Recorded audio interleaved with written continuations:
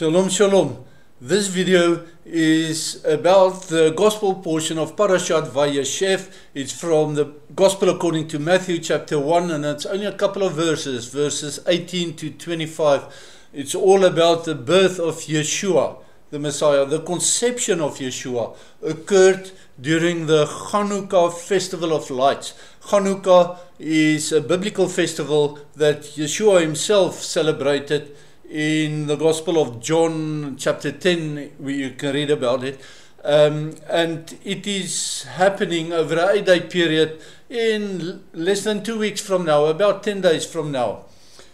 This Chanukah, Festival of Lights, is celebrating the light of the world who drove back the darkness. We read about in Genesis 1 verse 3 to He came to be Emmanuel, God with us. And how do we know that Yeshua was conceived during Chanukah?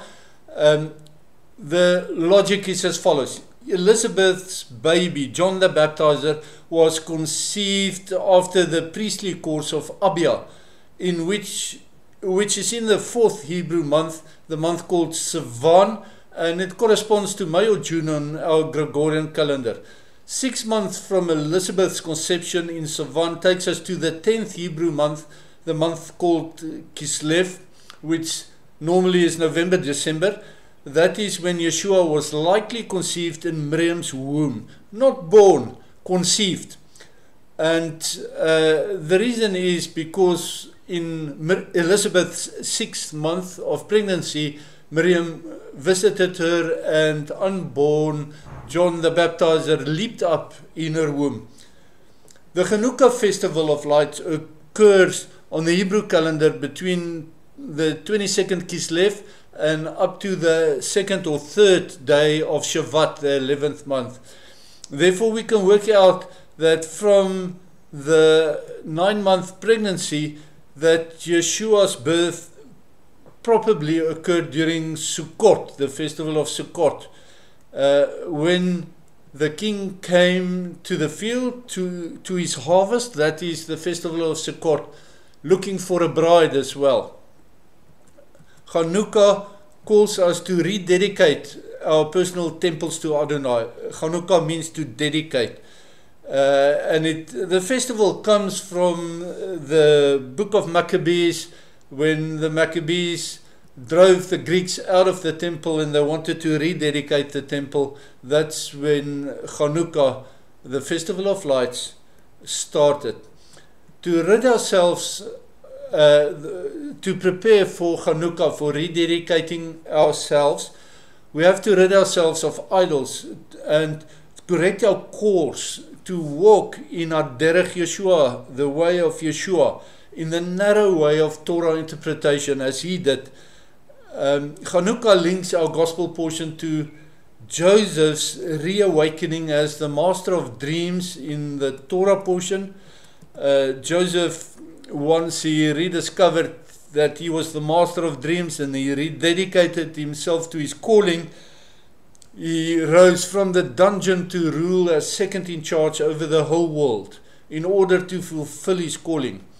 Likewise, our weekly prophet portion from the book of Amos, chapter 2, calls for the rededication or Chanukah of Judah and Israel. But Amos refers to Israel as Joseph.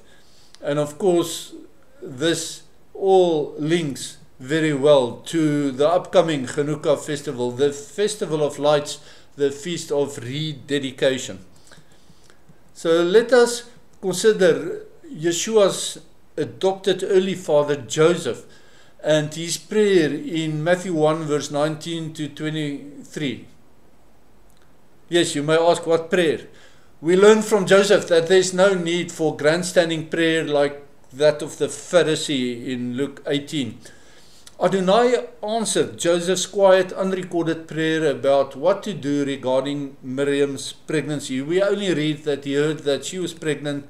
He thought it was from somebody else. They were engaged. He wanted to quietly break the engagement, not to embarrass her. But Adonai answered Joseph's prayer by sending an angel to him to guide him.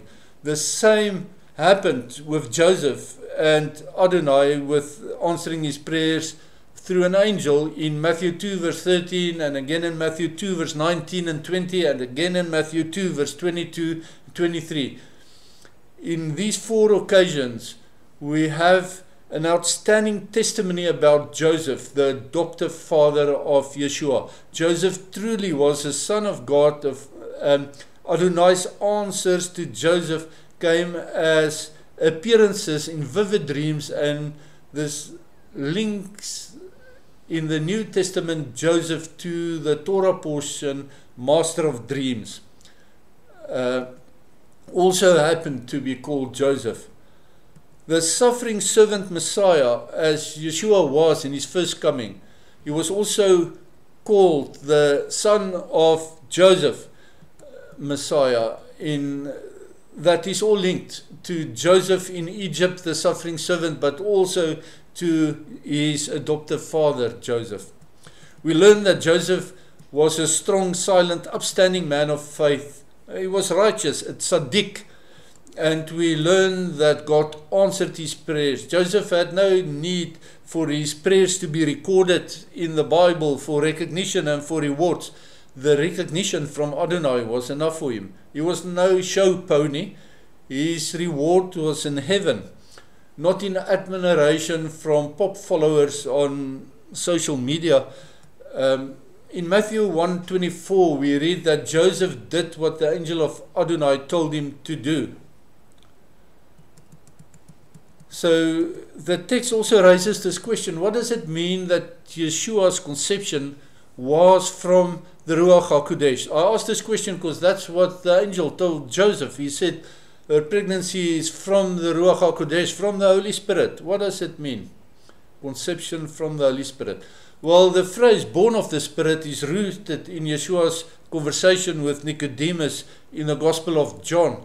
Yeshua emphasized that spiritual rebirth is essential for seeing and for entering the kingdom of God. He stated that unless one is born of water and the Spirit, he cannot enter the kingdom of God. That's John 3 verse 5. This highlights that physical rebirth alone is insufficient for, This highlights that physical birth alone is insufficient for spiritual life. A transformation by the Holy Spirit is necessary in our lives. Being born of the Spirit signifies a profound inner renewal. It's not merely an improvement of one's old nature, but the creation of a new identity. This transformation allows a person's heart to be aligned with God's will and to reconcile ourselves and our own interests with Him and His desires. The Holy Spirit plays a crucial role in this process. He convicts individuals of their sin, leading them to repentance in faith in Yeshua the Messiah. Upon believing, the Holy Spirit then guides the believer, marking the beginning of a new spiritual life. The evidence of being born of the Spirit includes a new love for God, a desire to obey His commandments, and a commitment to live according to the commandments in the Bible. This new life is characterized by a relationship with Adonai that is dynamic and transformative. His name Yeshua means salvation. As we read in Matthew 1:21, it is He who will save His people from their sins. He is our salvation. The prophet's portion from Amos chapter 2 refers this as well. Who are His chosen people who will be saved?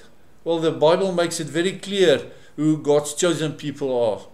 It is Israel, also known as the Jews. Yes, the Jews are the bride of Christ, the bride of the Lamb. The church is not the bride. This false teaching is called replacement theology. Replacement theology identifies the church as the woman who tries to come in between the heavenly groom and his bride. And you can read all about that woman in the book of Revelation chapter 17.